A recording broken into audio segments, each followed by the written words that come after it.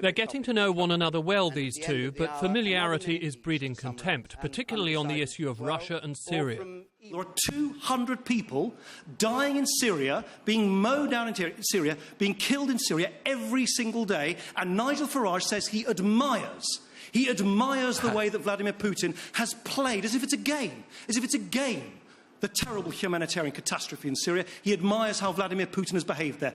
Nigel Farage well knew he was facing an onslaught after he had seemed to side with Vladimir Putin last week. Was he ready? I don't admire Putin. What I said was he'd outwitted and outclassed you all over Syria. You did actually say you admired him. As an operator, the not as a human question was, being. which current world leader do you most admire? As an operator, I would say Putin.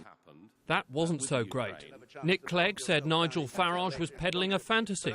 Nigel Farage that Nick Clegg was distorting the reality. Nick, when are you going to start confronting a few simple truths and stop twisting the facts the way you did last week and you're doing this week? You're doing it again. The Lib Dem leader was determined there should be more pressure on Nigel Farage this time. This is a leaflet from UKIP. It says here, it's a picture of a very unhappy-looking Native American. It says, he used to ignore immigration. Now he lives on a reservation. By staying in the European Union, we are not going to be cooped up on a Native American reservation. What are you going to say next? That you're a crazy horse or sitting bull? We've got to have a level-headed debate about these things. I don't know that leaflet, Nick, but... But Nigel Farage had done his homework too.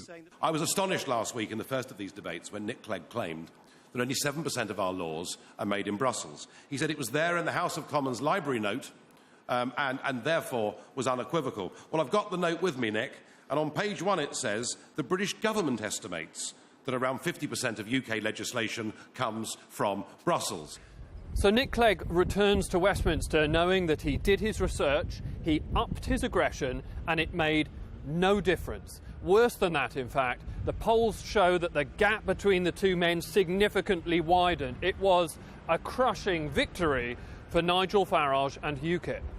Actually, a few Westminster politicians may shudder when they hear this again. Come and join the People's Army. Let's topple the establishment. The numbers are bruising for Nick Clegg, but it's not about who wins on the night, but whether the exercise helps in the Euro elections. And at least the Lib Dem leader was in the game. Joey Jones, Sky News, Westminster. Well, reaction to the debate and the polling results was instant. Here's what members of both parties had to say about their leaders' performances.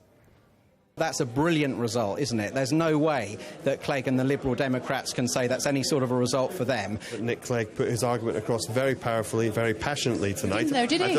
I thought he exposed a lot of what Nigel Farage said. It was less Nigel Farage, more Nigel Mirage on a lot of the arguments that he was making.